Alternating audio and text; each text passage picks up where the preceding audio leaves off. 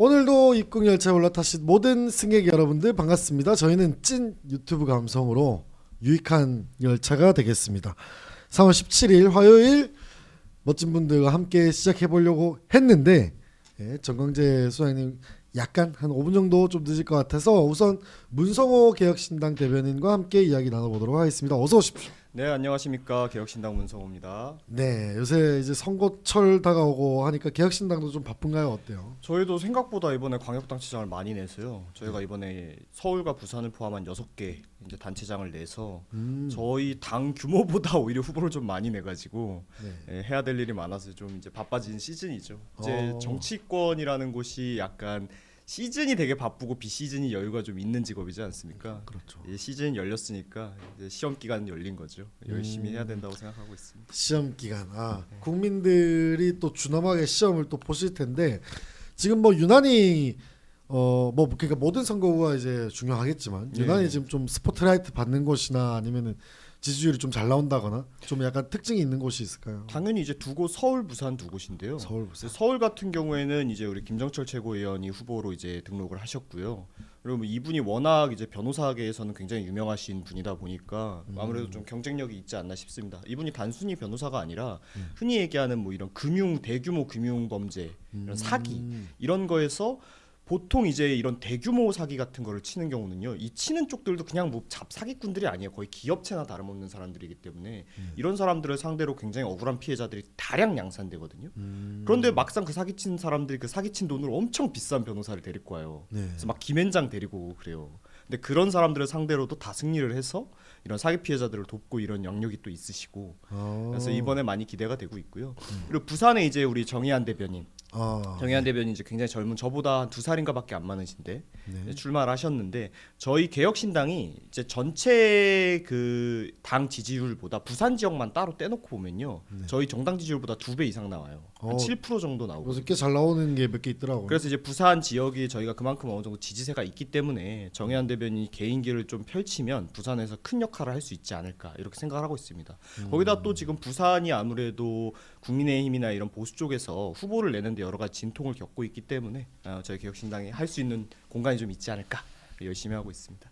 네. 문성호 대변인 열심히 하시는데 우리 또 당 대표께도 열심히 좀 해달라고 요청 좀 많이 해주시죠. 개혁신당 우리 당 대표님 지금 이준석 대표 같은 경우에는 이번에 저희가 아무래도 당세가 적다 보니까 우리가 인력적으로 붙여줄 수 있는 게 한계가 좀 있잖아요. 그러니까 이제 흔히 얘기하는 민주당이나 국민의힘 같은 거대당 같은 경우에는 진짜 어느 지역을 가도 사람이 쫙 있어요. 저도 국민의힘 대변인을 해봐서 알지만 저번 지선 때 저희가 그때 다 승리했던 저번 지선 때 제가 국민의힘 대변인으로서 지역에 정말 방방곡곡을 유세를 다녔거든요. 그런데 거기는 정말 제가 그냥 내려가서 유세만 하고 오면 돼요. 왜냐하면 그 지역 분들이 어디에 가야 포인트가 있고 어떤 시간대가 있고 이런 거 다 준비해 주시는 지역 조직들이 다 있으세요. 그러니까 저는 제 할 일만 하면 되는데 저희 정당처럼 신생정당은 그런 지역 조직이 갖추어진 곳이 많이 없잖아요. 그럼 일단 흔히 얘기하는 하다못해 차 어디다 대야 되는지부터 시작을 해서 이런 걸 굉장히 어렵거든요. 그런데 그런 걸 AI로 해결하겠다. AI로. 그래서 지금 그런 AI 사무장이라는 게 지금 이준석 대표가 만들어가지고 돌리고 있는데 저도 이제 그 실험 테스트를 해봤는데 진짜 좋은 게 뭐냐면은 그 유동 인구를 AI가 분석을 해서 그 유세를 할 포인트를 잡아줘요. 그래요? 근데 그게 예전의 선거의 어떤 문법에서는 흔히 얘기하는 뭐 그 지역의 토박이 사무장 이런 분들이 그냥 경험칙으로 알고 있던 뭐 맞기야 하겠지만 증명되기 어려운 이런 걸로 그냥 하고 그런 눈대중으로 좀 대충 하고. 하는 거거든요. 그러다 보니까 더더욱 약간 그런 지역 기반이 중요하고 왜냐면 데이터화 시키기가 힘드니까 저희 같은 신생정당은 그런 데서 어려움을 겪었던 건데 이제 AI의 발전으로 그런 것도 해결할 수 있는 시대가 와간다. 그래서 저희가 성과를 좀 낼 수 있지 않을까 생각하고 있습니다. AI 주변에도 AI 비서를 두고 이렇게 1인 스타트업 하시는 분들이 있는데 정말 그냥 한 명이 뭐 한 10명 20명치는 그냥 해버린다고 하더라고요. 뭐 이제 그냥 시니어 한 명만 있으면 주니어들은 안 뽑아도 될 정도예요. 그러니까 예전에는 이제 시니어가 하기 힘든 이렇게 그렇게까지 시간을 내서 하기 힘든 부분 같은 거를 조금 아직은 업무가 익숙하지 않은 주니어들이 해주면서 일을 배웠던 건데 이제는 그럴 필요가 좀 없는 상황이 와서 활용을 하는 사람 입장에서는 굉장히 좋고 하지만 이제 또 이제 새롭게 사회에 진출해야 되는 20대 초반 청년들 같은 경우에는 AI하고 경쟁을 해야 된다는 게 조금 어렵지 않을까 생각을 하고 있어요.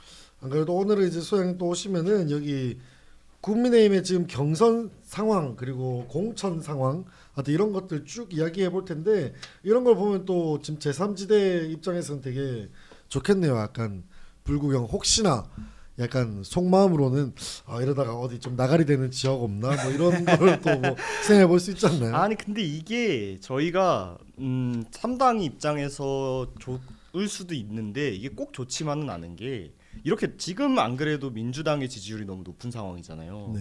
이런 상황에서 한쪽이 너무 무너져 버리면 반대쪽이 너무 나이브하게 원사이드로 잡아버리는 경우가 생겨버려서 그러면 굉장히 어렵거든요. 지금 국민의힘이 너무 안타까운 게 뭐냐면 지금 뭐 서울시장도 내내 만에 하고 있고 뭐 지금 뭐 제주도나 아니면 뭐 경기도 몇 개 지역 같은 경우는 도의원 후보를 한 명도 안 낸 지역도 있다고 할 정도예요. 근데 이게 굉장히 심각한 거거든요. 그러니까 우리나라 선거 제도상 선거 이기는 건 차지하고 네. 선거 비보전을 받는 15% 절반을 받는 10%가 어려운 저희 같은 작은 정당은 그런 후보 내는 게 어려울 수 있어요. 근데 그럼에도 저희는 후보를 내고 있는데 국민의힘이라고 하는 정당은 이번 선거가 어렵다고는 해도 충분히 선거비 보전을 받을 수 있는 콘크리트 지지층을 가지고 있는 거대 정당인데도 안 나오겠다고 한다는 거는 지금 그 사람들 판단에는 그 15% 지지율도 못 받을 수 있다고 생각한다는 거거든요. 그럼 그건 굉장히 심각한 일이다. 좀 엄중히 받아들이셔야 되는데 뭐 잘 하고 계신지 모르겠습니다. 그러니까요. 지금 안 그래도 저희가 입구열차 지금 2시에 시작을 했는데요. 3시에 오세훈 시장이 공천 신청 관련해 가지고 입장 발표를 한다고 하는데 어떤 입장 발표를 할지 그것도 좀 약간 많은 사람들의 또 관심사인데 개인적으로는 어떤 메시지가 나올 것 같다 뭐 예측도 해볼 수 있겠지만 기본적으로는 이렇게 아무리 그래도 이렇게까지 뭐 길고 재고 뭐 딱 대보고 막 떼쓰고 뭐 이렇게 하는 거는 좀 사람들 눈살집 풀어지게 할 것 같은데 좀 아무래도 어떻게 그렇죠. 보세요? 그래서 저는 저번에 이제 어떤 요구안들이 몇 가지 흔히 얘기하는 오세훈 시장님 주변 사람들을 통해서 오세훈 계를 통해서 이제 나왔었잖아요. 네. 뭐 혁신선대위원장이나 뭐 2명의 뭐 인적 생산.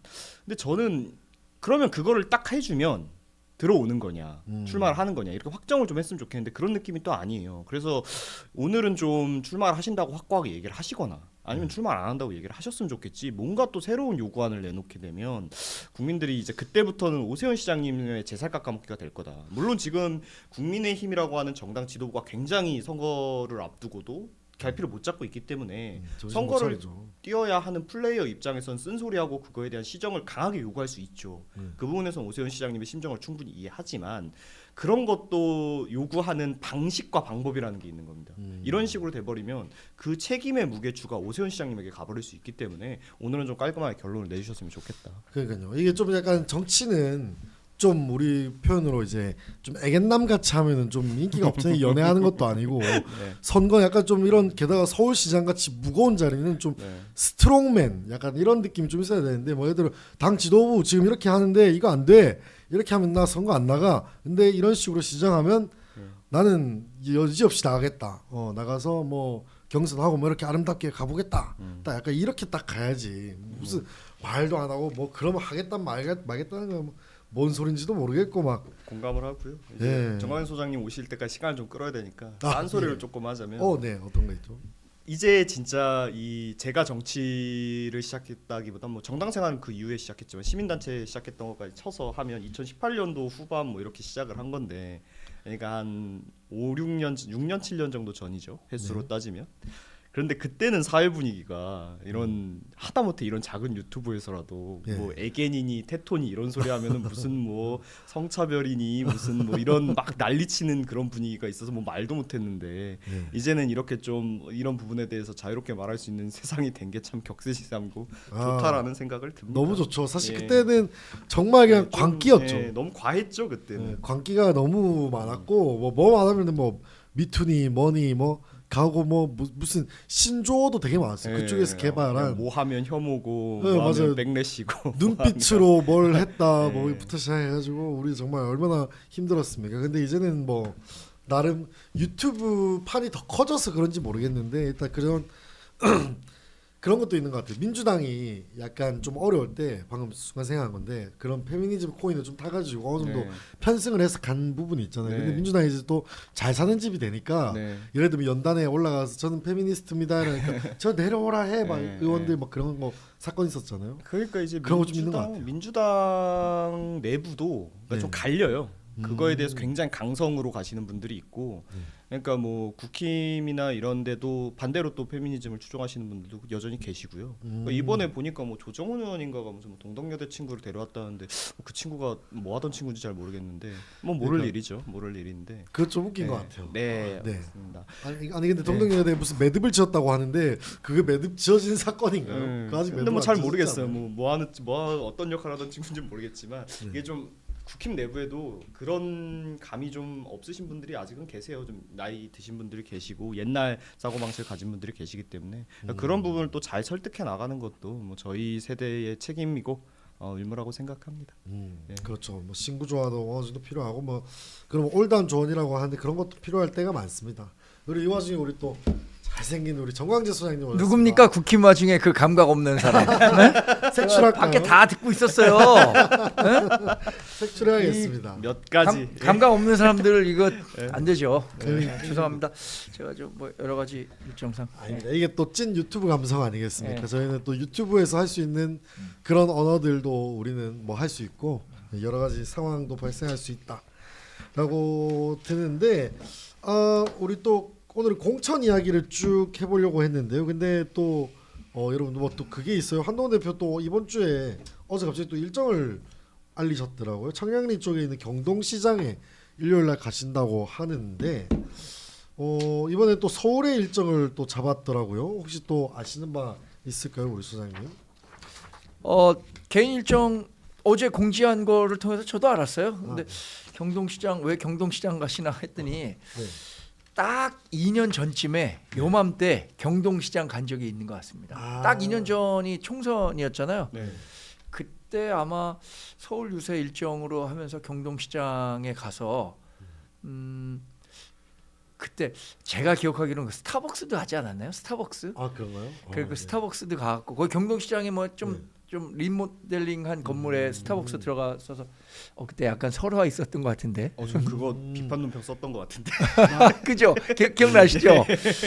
그런 설화는 이제 네. 앞으로 없는 거래. 그게 사실 논란이 될 만한 일도 아닌데 밖에서 그때 선거 전국이 워낙 뜨거웠기 때문에 뭘 해도 하나 꼬투리를 잡아야 되니까 아마 뭐 민주당이든 당시에 개혁신당이든 아닙니다. 저는 그게 관련해서. 비판받을 일이라고 생각합니다. 그게 왜요?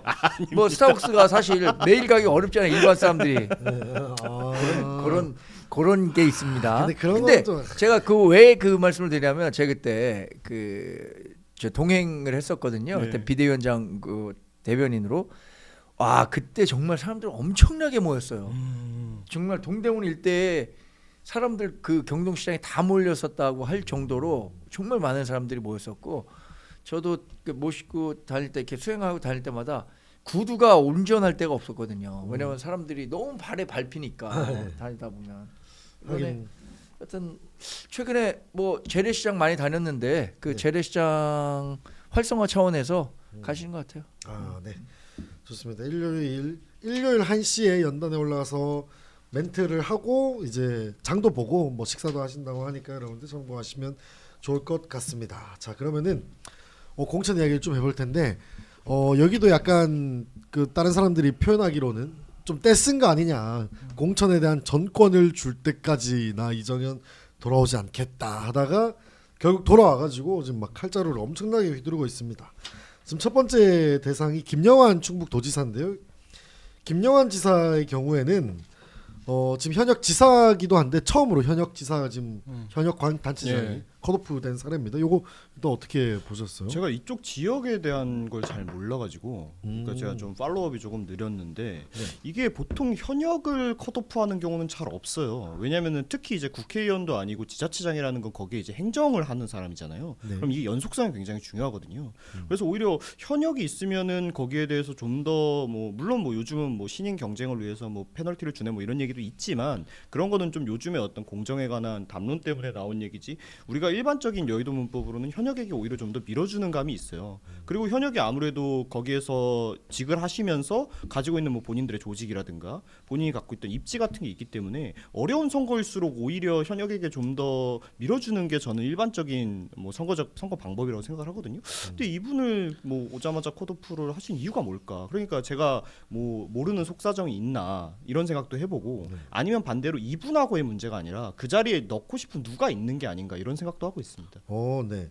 그렇게 하니까 안 그래도 요 김영환 지사가 오늘 뭐 약간 폭로처럼 김수민 전 충북 부지사입니다.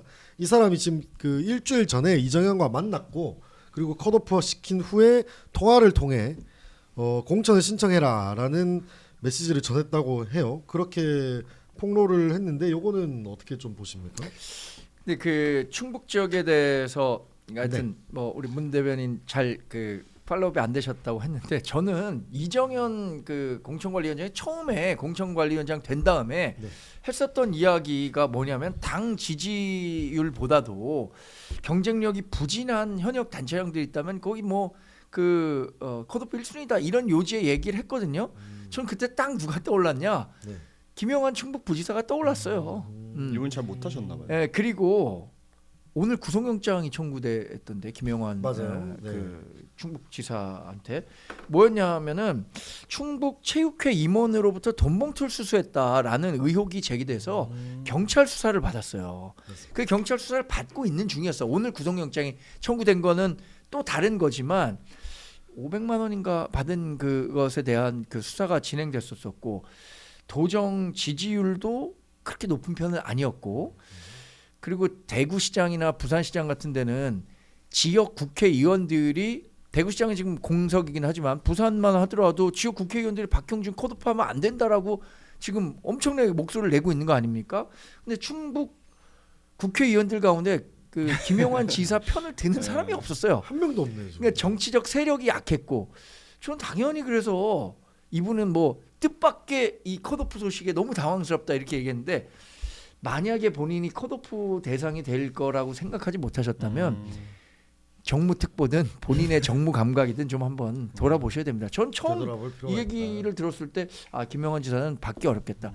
또 하나는 이건 뭐 여권의 프레임이긴 하지만 오송 참사 당시에 뭐 제대로 대응하지 못했다 이런 얘기들도 많이 있었어 갖고 이분은 저는 공천 받기 어렵다고 봤었어요. 근데 이렇게 컷오프가 될지는 몰랐지만 하여튼 공천 받기는 어렵다고 봤고 김수민 전 의원과 관련한 이야기는 글쎄 모르겠어요. 이번에 추가 공모하는데 김수민 의원이 실제로 뭐 등록을 할지 등록하면은 어쨌든 경선을 해야 된단 말이에요.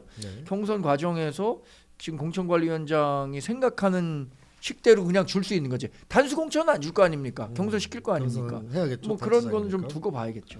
내부에다 내용이 있었군요. 예, 내부의 내용이 좀 어느 정도 그러니까 방금 말씀해주신 여러 가지가 좀 종합이 된 것 같은데. 근데 만약에 어제 자 그 공천 경쟁 대상에 현직 지사가 포함됐다. 근데 오늘 경찰이 구속영장 신청했다. 이랬다면은 국민의힘 검증 어떻게 한 거야? 이건 이런 식으로 또 망신당할 뻔했어요. 네, 망신당할 뻔했죠. 근데 경찰도 지난주부터 요 구속영장 청구를 할까 말까 이렇게 보고 있었다고 하는데 기사에 따르면 지난 6월 윤현유 충북체육회장으로부터 돈봉투를 받은 혐의 그리고 4월에 체육계 인사들로부터 돈봉투를 받은 혐의 등으로 지금 오늘 구속영장을 신청했다고 합니다. 근데 오늘 구속영장은 본인의 그 괴산인가 어디에 있는 산막에 인테리어를 다른 사람이 돈을 줘서 했다. 맞습니다. 이런 혐의죠. 저 왜고 세개 중에 하나. 야 이게 아무리 왜 구악 정치인들 있다고 하더라. 아니 저는 이거 굉장히 비판적으로 봐요. 이런 일이 있으면 안 되잖아요. 아 국민의힘 현역 지사가 지역에 있는 유지로부터 그런 식의 향응 아니 뭐 이거 금품 수수 이런 거 논란이 있다는 것만으로도 저는 그 공천을 받으면 안 되는 대상이라고 봤어요. 가까이도 가면 안 된다. 근데 그렇게 볼 수 있다고 생각을 하는데 그래도 또 이제 김영환 지사 같은 경우에는 현역 단체장들 중에서 거의 한 유일하게 완전 찐윤의 목소리를 정치적 메시지도 많이 내시던 그런 분이거든요. 그래서 사실 컷오프가 될 줄은 몰랐다 이런 생각을 하는데 이렇게 되니까 이제 또 혹시 충북도지사에 이제 또 김수민 의원 같은 경우에 지금 또 신청을 하라. 근데 신청을 또 준비하는 것 같아요. 지역의 정치인들 관계자들의 증언에 따르면 그러면 이 사람은 뭐 이제 유명한 게 또 그거죠. 뭐 국민의힘 당명 개정할 때 네, 참여를 했었고 근데 그분으로 좀 유명한데 이것도 공천 만약에 김수민 의원이 받게 되면 이것도 엄청 논란이 되지 않을까요?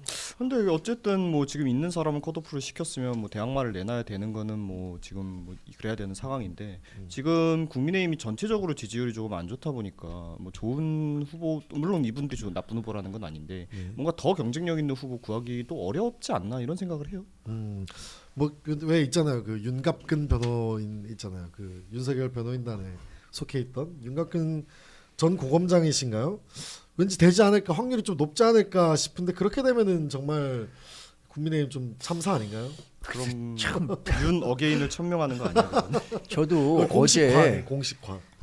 용기 있게 현역 지사를 컷오프 할 때 네. 윤갑근 변호사도 컷오프 했다면 어. 굉장히 좀 반향이 새로웠을 것 같아요. 왜냐하면 지난주 월요일에 국민의힘 107명의 국회의원 명의로 세 가지 결의문을 냈습니다. 첫 번째, 12상 잘못된 비상계엄 옹호하지 않는다. 네. 두 번째, 윤석열 전 대통령의 정치적 재기의 움직임에 동의하지 않는다. 세 번째, 당내 개파 분쟁 활동 용인하지 않겠다. 요거잖아요. 근데 윤갑근 변호사가 네. 만약에 우리 당의 충북도지사 후보가 된다고 생각해 보십시오. 첫 번째, 와. 비상계엄에 대해서 변호를 했던 분이에요. 이거 내란 아니라고 변호했던 분이에요. 두 번째, 와. 그걸 바탕으로 윤석열 대통령의 정치적 재기를 주장하는 윤 어게인 세력에 끊임없이 메시지를 던졌던 분입니다. 그 사람들의 감정을 자극하기 위해서 당내 분쟁 허용하지 않겠다고 했는데 이분이 도지사가 되는 순간부터 그게 당내 당내 분쟁이 얼마나 많이 일겠어요. 그러면 이 세 가지 사항에 다 포함이 되는데 이분에 대한 그 분쟁 소지를 없애기 위해선 같이 컷오프 시켰었으면은 훨씬 더 좋은 평가를 받았을 수 있을 것 같고 공천관리위원회도 아 권위가 제대로 섰구나 이렇게 인정받을 수 있었을 것 같은데 그냥 현역 지사만 컷오프하고 이 살려두니까 네. 만약에 지금 3명 있잖아요. 조기령 전 충주시장, 네. 윤회근 전 경찰청장, 윤곽근 변호사 3명이에요. 네. 여기에 김수민 전 홍보본부장 이렇게 4명이 예를 들어서 여론조사 당원 민심 5대5로 해갖고 김수민 후보 같은 경우는 여성 가점이나 뭐 이런 게 있을 수도 있지만 청년도 받는다고 하더라고요. 그래서 그걸 뚫고도 윤갑근 변호사가 지금 당내에 굉장히 짠물 당원이라고 하니까 됐을 경우에 그 후폭풍을 와.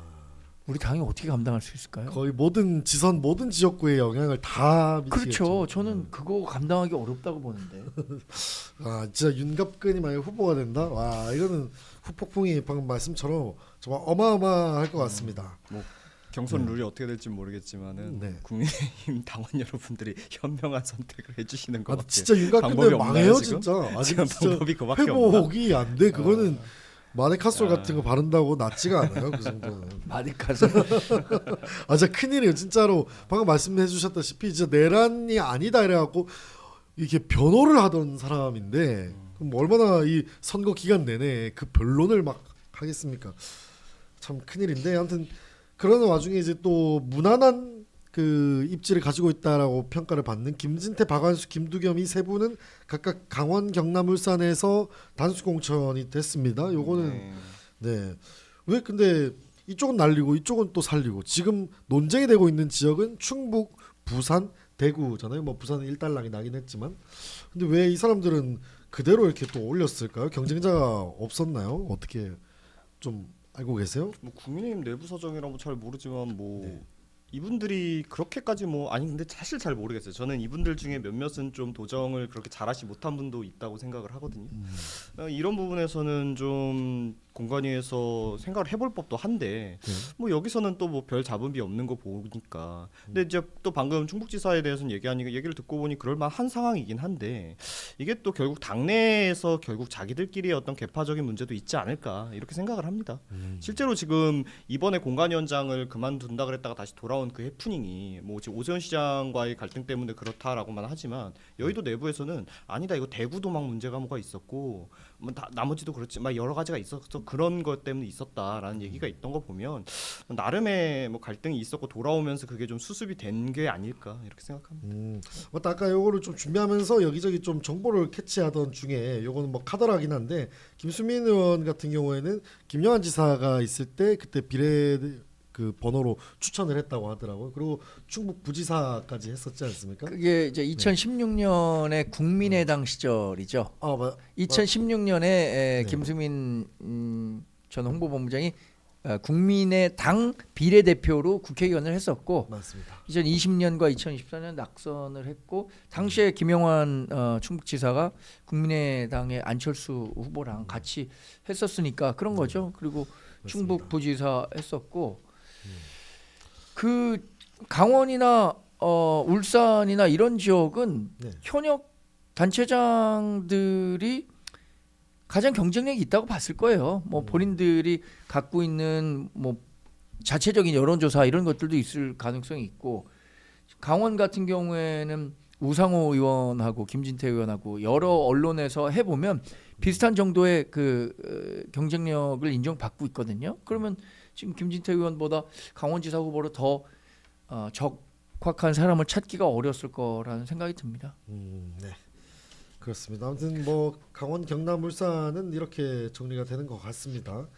사실 논쟁거리는 방금 충북 아까 말씀드렸다시피 부산, 대구, 서울 한 이 정도가 될 텐데, 여하튼 지금 또 부산시장 같은 경우에는 박형준 이제 컷오프 된다 뭐 이런 설이 막 도니까 박형준 시장 이거 막 망나니 칼춤이다 하면서 이야기가 있어서 근데 결국에 이제 의원들이 또 찾아갔고 경선이 확정됐습니다. 어떻게 보셨어요? 아니 이게 재밌었던 게 네. 박형준 시장께서 조금 그 시민들에게도 조금 인기가 없었던 것 같고 국힘 내부에서도 조금 인기가 없으셨던 것 같아요. 그러니까 뭐 왜 그런지 모르겠습니다만. 그래서 이제 컷오프 얘기도 나오고 치고 올라온 이제 주진우 의원에 대한 얘기가 계속 나왔는데 이게 재밌는 게 지금도 여조를 돌려보니까 주진우 의원이 이겨버린단 말이죠. 그러니까 주진우 의원이 제 생각에는 정치적으로 좀 정무적으로 판단을 한 거라고 생각을 해요. 어차피 내가 지금 붙어도 이길 것 같은데 경선 붙어도 이길 것 같은데 굳이 주저앉히고 내가 나가는 것보단 경선 붙어서 이겨 나가는 게 모양새가 더 좋긴 하거든요. 그러니까 어떻게 보면은 박형준 시장을 되게 좀 이렇게 표현하면 나쁜 입니다만 좀 무시당하고 있는 거죠. 내가 지금 현역 시장이긴 하지만 경선 붙어도 이길 수 있다. 이런 자신감이 저는 있으니까 그 의원들이 경선 붙여주자고 하는 거거든요. 왜냐 그분들이 그렇게 박형준 시장님하고 사이가 막 돈독하고 그런 느낌은 아니에요. 제가 보기에는. 맞아요. 그렇기 때문에 그만큼 제가 여의도권 있으면서 자기가 경선에서 질 것 같은데 경선 붙여달라 그런 사람은 없습니다. 그럼에도 해서 이기려고 하는 건데 지금 이제 경선을 오히려 상대 측에서도 의원들께서도 얘기를 하는 거 보면 그만큼 박형준 시장이 굳이 뭐 컷오프로 잘라내지 않아도 라이징하기 어렵다라는 내부 평가가 있는 게 아닌가 이렇게 생각합니다. 아니 근데 이거 만약에 진짜 경선 박형준 컷오프 시켰으면 그냥 둘 다 바보 만드는 박형준 주진 둘 다 바보 만드는 거였어가지고 하여튼 완전 뭐 떡거리죠. 늦었지만 잘한 선택이라고 봐요. 아니 왜 굳이 박형준 시장에 대해서 경선 기회까지 안 줄 필요가 있었을까요? 저는 또 그러니까요. 경선을 거치면서 지금 근데 생각보다는 주진우 의원에 대한 바람이 불고는 있는 것 같아요. 왜냐하면 처음에 주진우 의원이 부산시장 선거에 출마하겠다라고 뜻을 밝혔을 때, 그것을 이제 시사를 했었을 때 저랑 몇 차례 통화를 했었어요. 주진우 의원이 저랑 나이가 같아갖고 그냥 친구처럼 지냈었던 사이여서. 근데 여론조사가 굉장히 잘 나온 거야. 공모됐더라고요. 그래서 한번 해봐야겠다. 그러는데 갈수록 여론조사가 본인에게 유리한 결과가 나오는 거예요. 그러면서 이제 힘을 얻었다고 보고. 박형준 시장이 2번을 했는데 제가 그 듣는 부산의 민심은 이런 겁니다. 박형준 시장이 무난한데 뭔가 2% 부족한 것 같은, 뭔가 2% 부산 사람 아닌 것 같은 이런 정도의 느낌을 갖고 있다는 거예요. 좀 그런 거 있는 것 같아요. 네. 확실히. 우리 뭐 밀양 양산 출신 있잖아요. 맞아요. 약간 그 확실히 뭐라 해야 되지? 약간 서울 사람 같은 느낌이죠. 그냥 좀 시키면 하는데 할 사람 없으면 하는데 막 저 사람이 부산시장이 돼야 돼 뭐 이런 생각을 가지고 있는 사람 기본적으로 없는 것 같아요. 원래 서울 분인데다가 이제 동아대 교수를 했기 때문에 부산시장 말도 나긋나긋하게 하잖아요. 하고 그러면 부산 스타일 아닌가요? 아좀 힘들죠. 간지럽거든요. 막 해야 돼요. 좀 간지러운데 그래도 뭐 이제 좀 다다다닥 쏘는 그런 느낌이 있죠. 조금 주진우 간지럽습니다. 의원도 말은 서울말 써요. 좀 그렇긴 한데 좀 느낌이 좀 다른 것 같아요. 아 근데 주진우 나 무슨 느낌인지 알 것 네. 같아. 주진우 의원님은 좀 뭐랄까나 투쟁하는 느낌이 있는데 그래도 막 땅땅땅땅한 느낌이 있는데 박현주 시장님은 뭔가 젠틀하고 차분하게 조곤조곤 네. 설명하는 느낌이니까. 맞아요. 무슨 저기 스티브 잡스 그 아이폰 그 컨퍼런스 할 때 그런 느낌으로 하잖아요. 아니, 실제로 좀- 교수님이시기도 했지만 저도 박현주 시장이 딱 보는데 뭔가 조용히 강의하시는 교수님 같은 느낌. 바로 잘 것 같은 느낌. 근데 그 주진우 의원이 여튼 선전하고 있는 것 같고 그래서 이런 걱정하시는 분들이 있더라고요. 주진우 의원이 검사 출신이고 윤석열 대통령의 비서관 출신이고 그리고 윤석열 대통령과 가까웠다. 이렇기 때문에 부산시장 후보로 주진우가 됐을 때 이게 뭐 전체 선거에도 약간의 윤어게인 윤석열 색채가 묻어나는 거 아니냐 걱정하시는 분들도 있는데 주진우 의원은 제가 생각에 후보가 되면 명확하게 본인 입장 바뀔 거라고 생각합니다. 인간적인 관계로서의 윤석열 대통령과의 관계 이거는 존중하겠죠. 사실 뭐 인간적인 관계까지 어떻게 다 끊을 수 있겠습니까? 그러나 정치적으로는 완전히 그 윤석열 전 대통령과 노선은 달리할 거예요. 그러지 않고는 이번 선거 이기기 어렵죠. 어렵죠. 많이 어렵죠. 그리고 저도 이 얘기에 동의하는 게 주진우 의원 같은 경우에는 제가 평소에 자주 비판하는 국민의힘에 흔히 얘기하는 살찐 고양이들 이런 사람들하고는 조금 그래도 결이 달라요. 본인이 좀 투쟁력도 있으시고 뭔가 본인이 대의를 받은 국회의원으로서 뭔가 하려고 보여주려고 하시는 게 있기 때문에 오히려 정치 저간여층에게 주진우 의원에 대한 이미지는 몰랐으면 몰랐지 윤어게인의 느낌이 있지는 않을 거예요. 왜냐하면 그 이후에 이재명 정부에 대한 대여 투쟁으로서의 이미지가 있기 때문에 그리고 그런 대여 투쟁 방식도 흔히 얘기하는 윤어게인 세력들이 하는 뭔가 그 이상한 방식이 아니라 정말 어떤 야당의 의원으로서의 투쟁력을 보여주셨기 때문에 저는 주진우 의원의 그런 이미지를 갖고 가지는 않을 거라고 생각해요. 그러니까 민주당에서도 뭐 그런 프레임 씌우고는 싶어 하겠지만 성공 못 할 겁니다. 주진우 의원 하니까 그 생각나네. 법사위에 그 예전에 최혁진이 법사위 처음 가가지고 괴행동을 한번 했었지 아니 않습니까? 이거 이제 진짜 아니 그게 뭐야 진짜 아니 이거 지금 품격 뭐 떨어지게. 저 시청자 여러분 아시는지 모르겠네 이거. 괴행동 그 진짜 그 장면은 정말 뭐 하시는 겁니까? 한참 발음 딱 다 하고 매듭 짓자마자 그냥 바로 뭐 하시는 거예요? 근데 최혁진 그분 진짜 좀 이상한 것 같아요. 최혁진 지금 22대 국회의 최대 미스터리한 인물 중에 하나죠. 그 조요토미 히데요시 사진 한 장으로 그냥 기억난다. 저 국회를 네. 뭐라 그럴까요? 정말 시장판만도 못한 장소로 그러니까 어디 추락시킨 거죠. 그 사진 한 장으로. 약간 정치 진짜 이상하게 배우신 것 같아요. 근데 그분이 그렇게 한 날 이후로 다음 날 뭡니까? 국회의원 후원금이 다 찼다는 거잖아요. 엄청나게 찼대요. 그러니까 그게 한국 정치의 현실이에요. 이게. 그 민주당 지지자들에게는 어필이 되는 포인트가 있구나. 그리고 그러니까 이분이 그게 어떻게 지금 무소속인 거 아시죠? 네. 민주당 국회의원이 아니에요. 맞아요? 민주당으로 들어가고 싶어서 막 이게 막 하는 과잉 충성하는 시기인데 왜냐하면 용해인 지금 기본소득당 대표인가요? 네. 용해인 대표와 우리 몫으로 들어왔는데 우리 당에서 탈당하고 민주당 갈라 그런다. 근데 민주당 입당 받아주면 앞으로 민주당과 협조 없다. 이래갖고 지금 우주를 떠돌고 있는 미아 같은 신세예요. 지금 최혁진 의원 같은 경우에. 그래도 춘천에서 나가고 싶어 하는지 춘천은 뭐 열심히 다니는 것 같던데요. 아 그래요? 춘천 나가고 싶어하나? 춘천에 춘천 열심히- 출신인가요? 그건 모르겠는데 춘천에 막 행사들을 열심히 다니더라고요. 그 괴행동이 너무 수상해서 제가 막 그 족적을 뒤져봤거든요. 근데 진짜 이상한 사람이다. 들어보니까 너 진짜 이상한 양력이 사람이야. 진짜 뭔가 노말하지 않다. 진짜 이상해요, 진짜.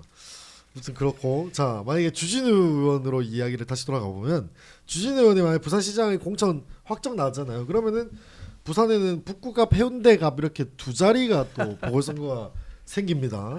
자 그러면은 고심이 깊어지는 사람들이 있을 것 같아요. 많죠. 네, 재밌어지죠. 만약에 부산에서 두 군데가 생기면은 네.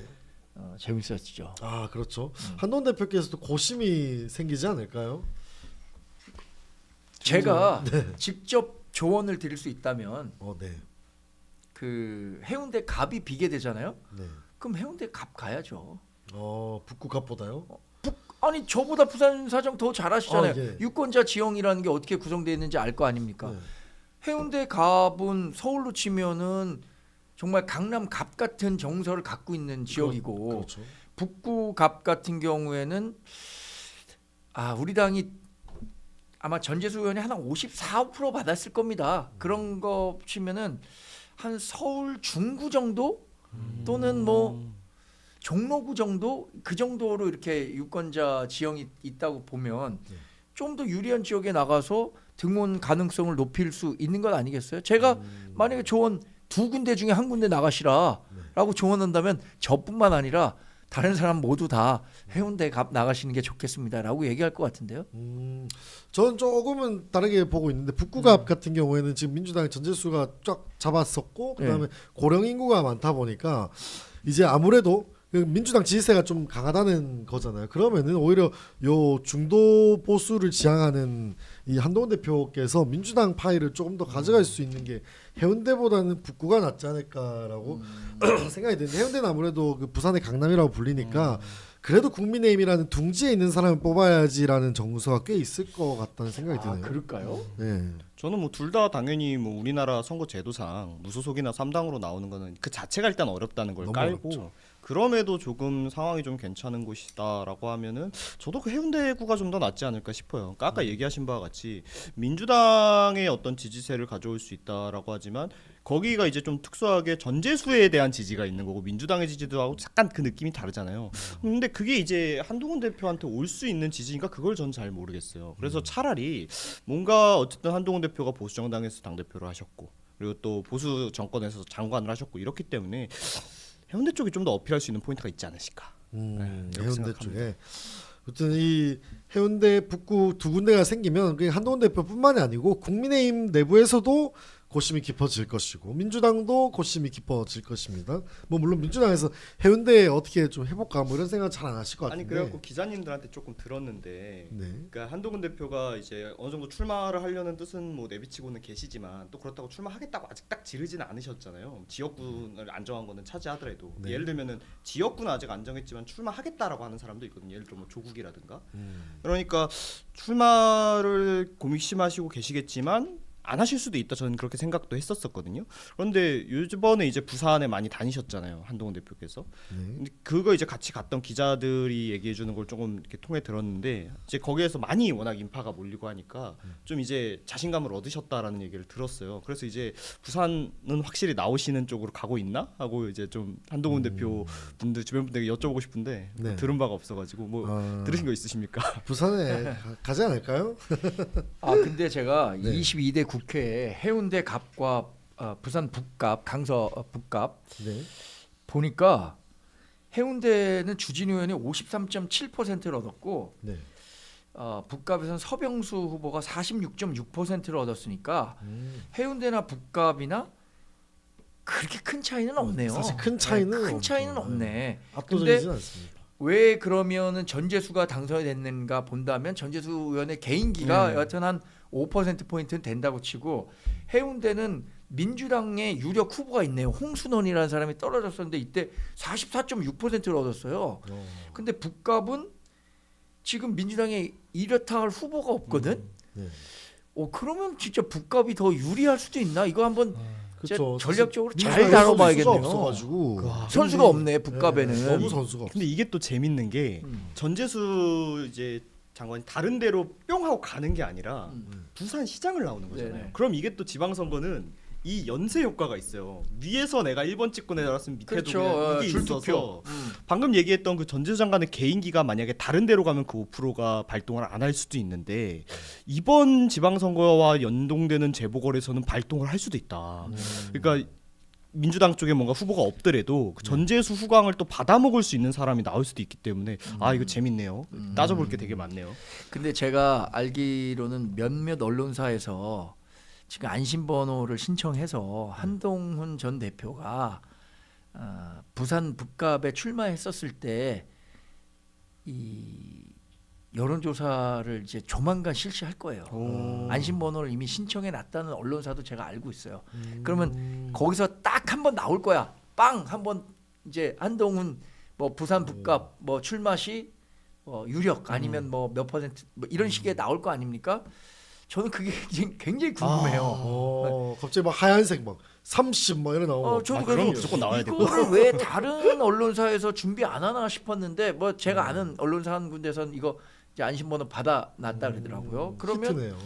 부산 북갑에서 최초 여론조사가 나올 거란 말이에요. 근데 한동훈 뭐 민주당 후보 그리고 국민의힘 후보 다 정해지지는 않았으니까 여기는 뭐 이제 예를 들어서 한동훈만 놔두고 민주당 후보, 국민의힘 후보 뭐다 여기에다가 하나 더 더하면 뭐 사자 대결로 조국 후보 이렇게 해서 몇 개 돌리겠죠. 하나 나오면 아 지금 민심이 이렇구나 대강 알 수 있을 것 같아요. 이걸 딱 보고 이걸 딱 보고 북값 되겠다 싶으면은 이제 가는 렛츠 고.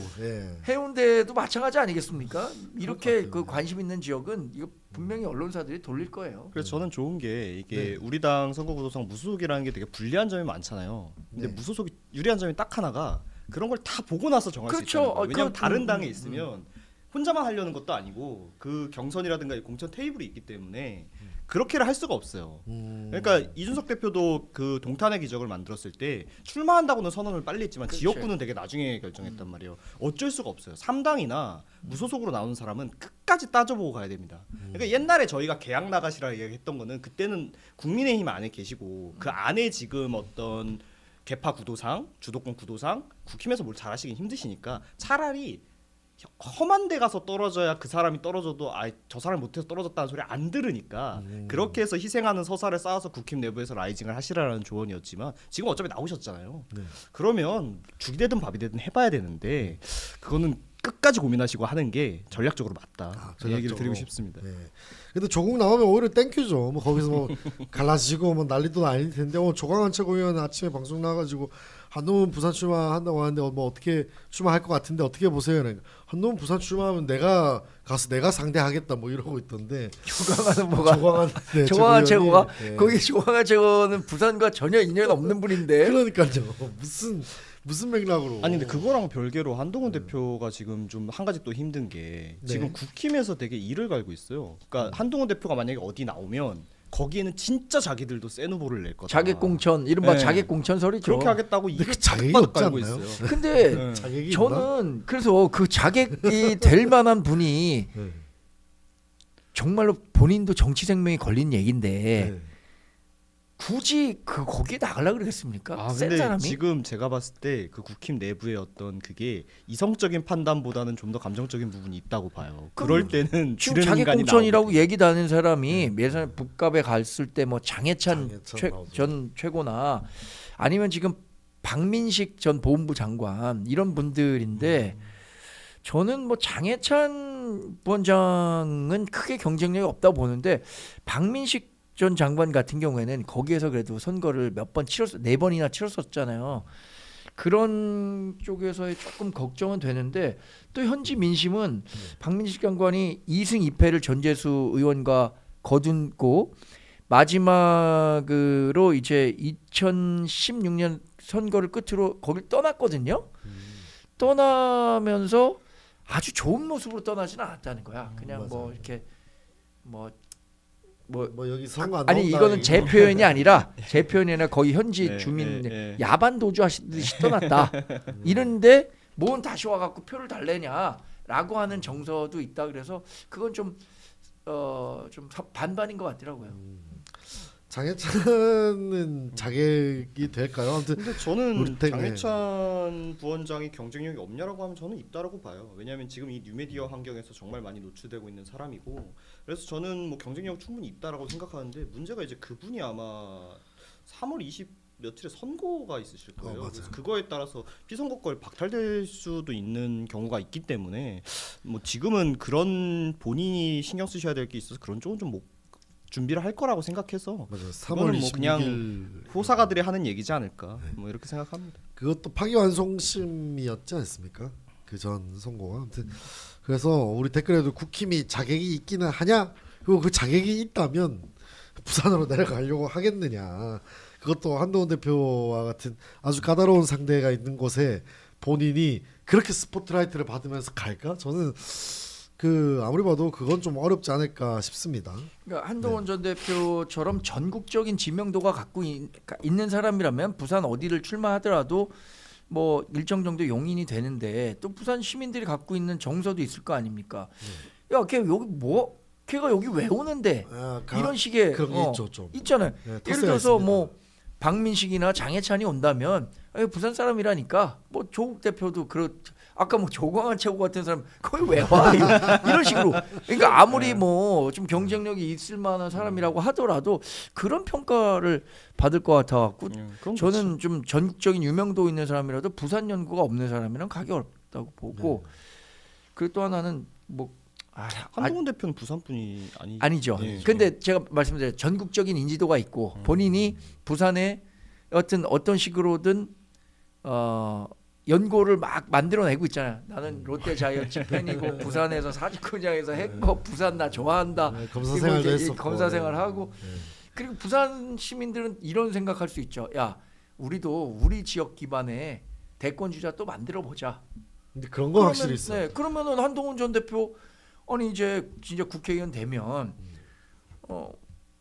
주말마다 이제 부산 가는 거죠. 뭐 금기원래식으로 네. 부산 가서 지역도 챙기고 거기 부산 사람들 탁 해갖고 부산 이 민심만 확보하면 대선에 정말 가까이 갈 수 있다고 봐요.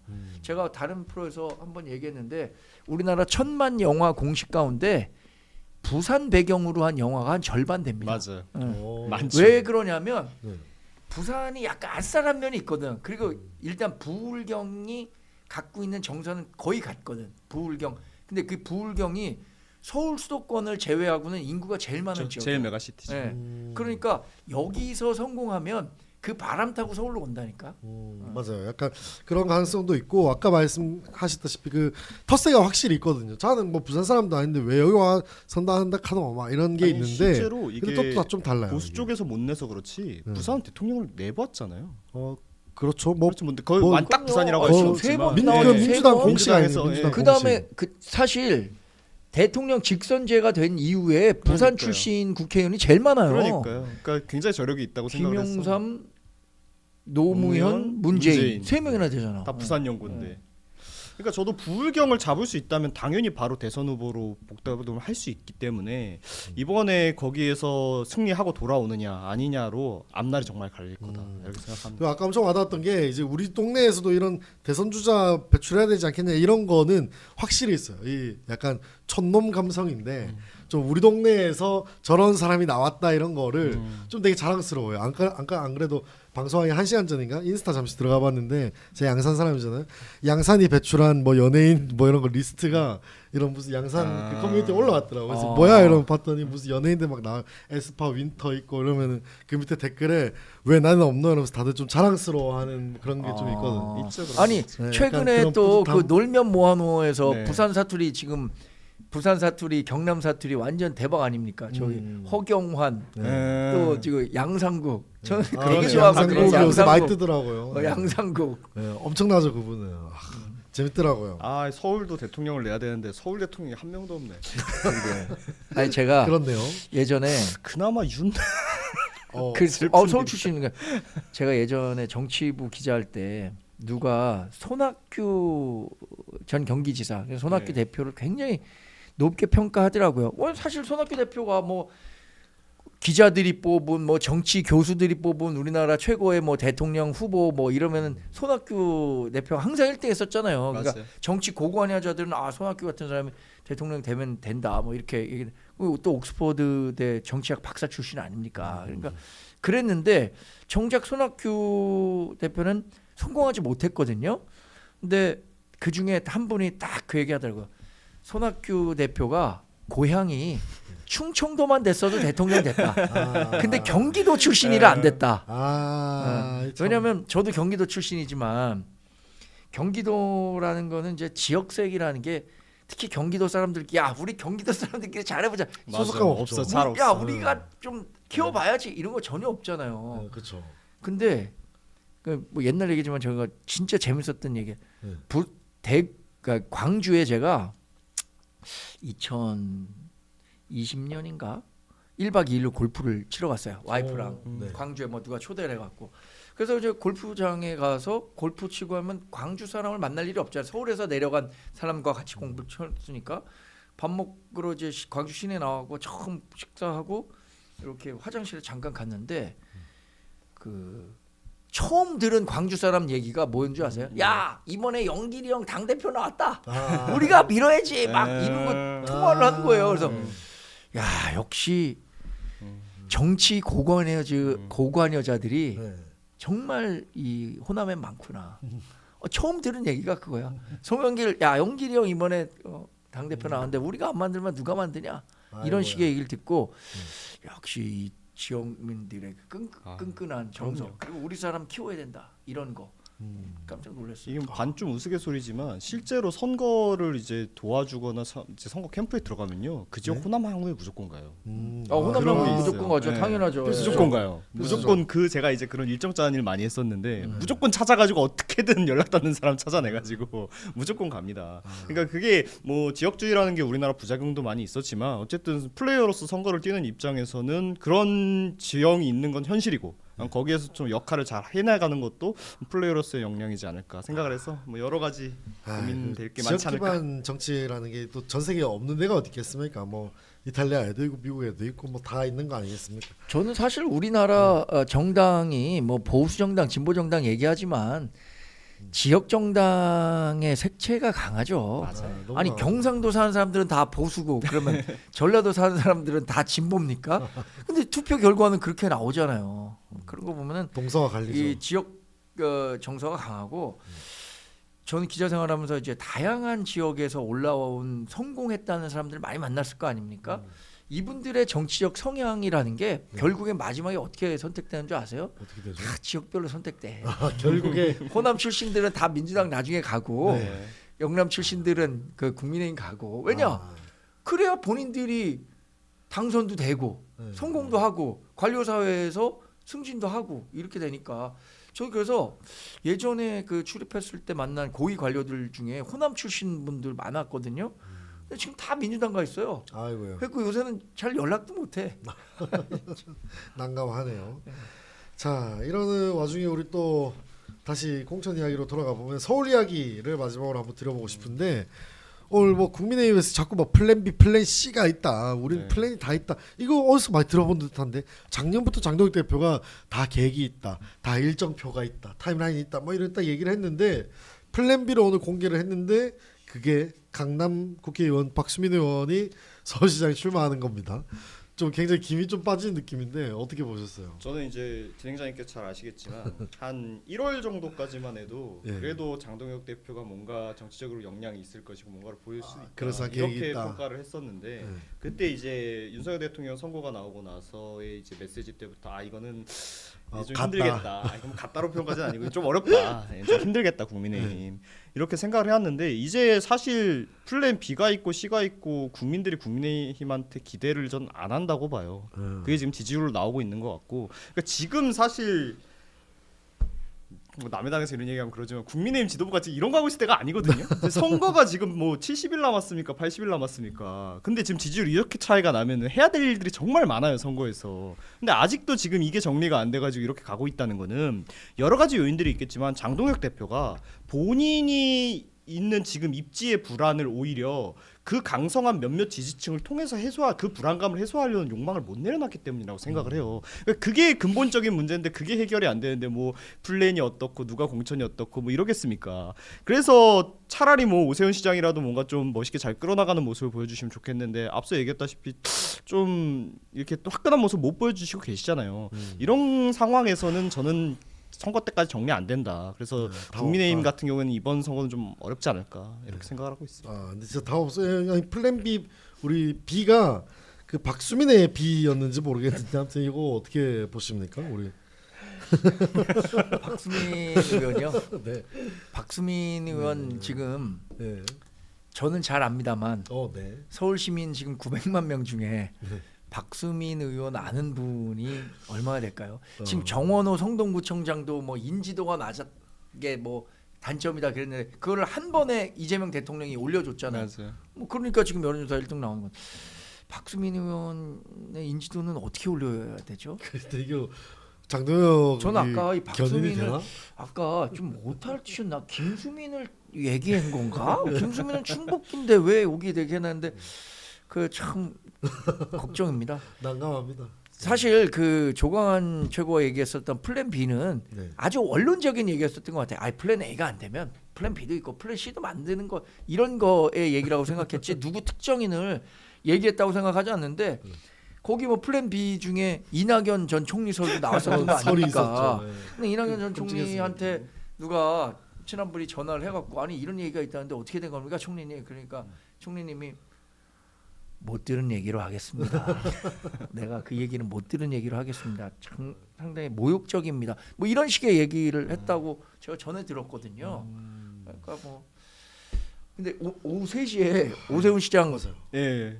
한다 봐야죠, 그랬잖아요. 입장 발표가 있었죠. 예, 예정돼 있습니다. 하잖아 이제 맞습니다. 4분 남았는데. 맞습니다. 지금 저희 방송 보고 있을 때가 아닙니다. 네. 그래. 아 이거 뭐라 그럴 것 같아요 우리 문대변. 아 저는 그걸 예측을 그냥 해봐요. 좀 아까도 얘기를 했는데 그냥 출마 선언 해주셨으면 좋겠어요. 그랬으면 좋겠는데 또 뭔가 다른 요구 조건을 내놓으시거나 그러시면 모양새가 너무 안 좋게 갈 것 같다. 여기서 또 백하면은 좀 너무 그렇지 그러니까 않을까요? 저는 아직도 오세훈 시장님의 의중을 모르겠어요. 이게 진짜 안 나오고 싶으신 건지 네. 아니면 나올 마음은 있는데 진짜 뭐가 좀 해결하는 방법이 자기가 마음에 걸리는 걸 해결하는 방법을 이렇게 쓰시는 건지 모르겠는데 안 나오시고 싶으신 거면 그냥 이제 충분히 까신 것 같으니까 그냥 안 나오시면 될 것 같고 그러니까 뭘 이거- 해결하고 나오고 싶으신 거 그냥 딱 얘기를 해주셨으면 좋겠어요. 지금 국힘 지도부도 얼마나 골치야 그게. 맞아. 아니 그러니까 예측이 엄청나게 나오잖아요. 이거 계속 간 보다가 이렇게 빌드업 해가지고 명분을 두텁게 하고 다음 당권에 나가는 거 아니냐 이런 얘기도 있고요. 아니면 그래서 제가 네. 개혁신당 대변인이지만 그래도 저희 당이 이제 현실적으로 가지는 지지율 이런 게 아직 당세가 있기 때문에 우리가 뭐 국민의힘을 완전히 대체할 수